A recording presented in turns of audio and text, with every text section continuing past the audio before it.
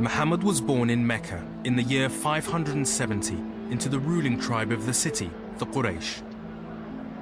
At the age of 40, according to Muslim tradition, he received a blinding revelation from God, the first of many that would go on to change not just his life, but the history of the world.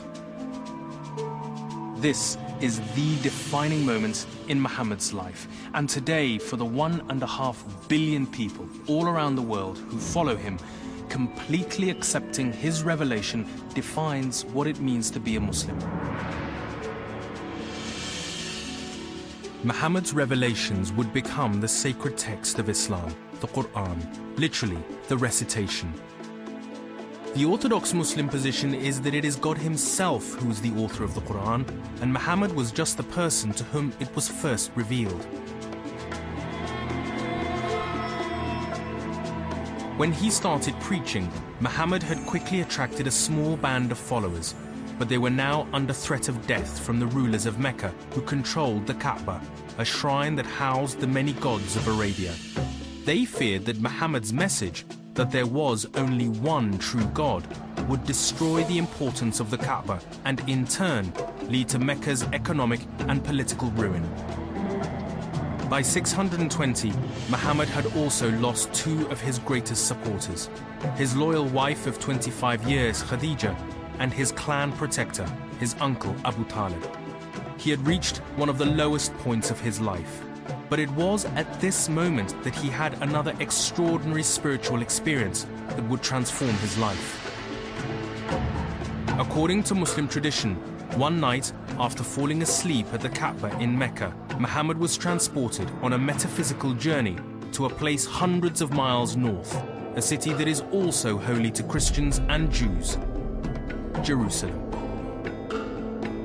What would become known as Muhammad's night journey would establish Jerusalem in Muslim eyes as a sacred city, a place of devotion and pilgrimage, second only to Mecca and Medina. It's one of the main reasons why today Jerusalem is at the heart of the Middle Eastern conflict.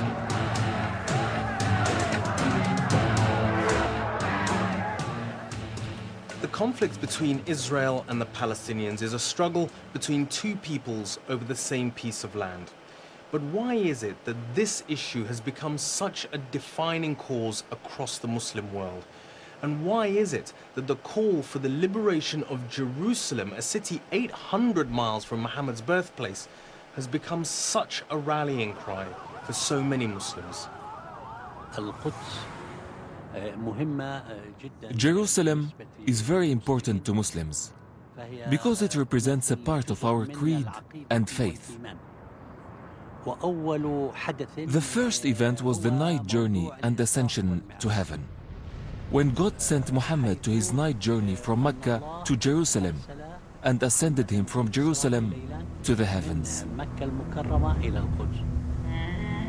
According to Muslim tradition, Muhammad is awoken during the night by the angel Gabriel, who lifts him up onto a winged horse called Al-Buraq, and he is then miraculously transported across the desert to Jerusalem.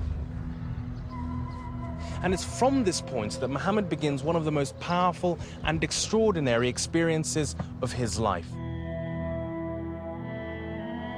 He's taken on a journey where he meets all the past prophets, from Abraham to Moses and even Jesus, and he prays with all of the prophets. He's then offered water, wine, or milk to drink, and he chooses milk in order to signify the middle path he's trying to steer through life. And then a celestial ladder appears, and Muhammad begins a mystical ascent through the 7 heavens, where he is eventually taken to the heavenly throne itself and is spoken to by God himself.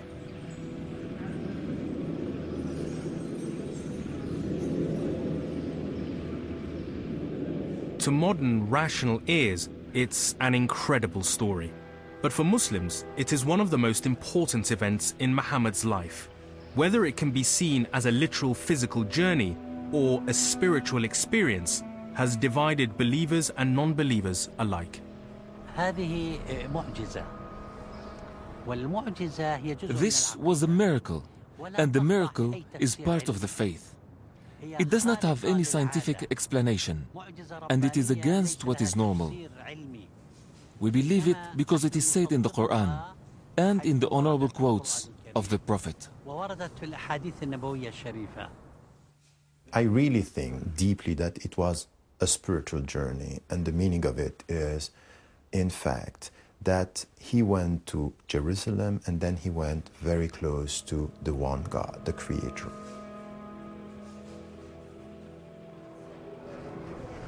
This is actually the shrine inside the rock, which is covered by the famous gold dome mosque known as the Dome of the Rock. And it's exactly from this point where the Prophet Muhammad is said to have gone on his night journey. Now, for some people, it was and is a literal physical journey in which the Prophet Muhammad traveled in the blink of an eye from Mecca, 800 miles away, all the way here to Jerusalem. But for other people, the night journey is actually symbolic. It's a spiritual journey in which the Prophet's soul enters a new realm of divine revelation. It was highly important symbolically, because in this night journey, the Prophet Muhammad leads Moses, Abraham, Noah, Jesus, Jacob, all the prophets. He leads them in prayer, and God speaks with Muhammad. And in this discourse, God orders upon the Prophet and upon all the Muslims the single most important action that a Muslim has to perform: the 5 daily prayers.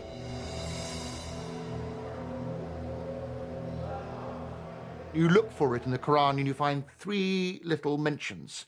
But the whole story about the Prophet going, flying on Buraq, going to meet the previous prophets, going to Jerusalem, being given instructions about, the 5 daily prayers, all of this journey to heaven, journey to the glimpse of the edge of the uttermost throne of God, has all been added on later to build up this sort of wonderful cosmological gift to the Islamic world.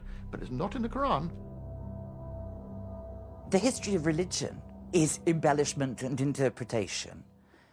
How many times should it be in the Quran? That it is in the Quran is what is significant. Muhammad's night journey to Jerusalem and his ascension to heaven, when he meets all the past prophets dating back to Abraham, so familiar to Jews and Christians, is a crucial moment in his life.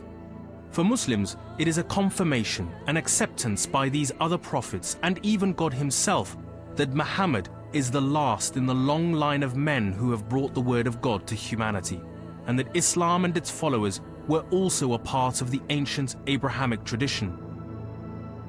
It was also an indication that Muhammad was now prepared to leave his tribal past behind him and bring his message to the wider world. The Prophet's night journey goes away from tribalism. It finishes not with the tribe, but with an embrace of humanity and an abandonment of the tribal spirit and a reaching out to others. That's the theological meaning of what's happening. Because of what happened just behind me, Jerusalem is considered by Muslims to be the 3rd holiest shrine in Islam after Mecca and Medina. And because this city continues to be under Israeli control, that's why Jerusalem continues to be such a potent symbol for Muslims around the world.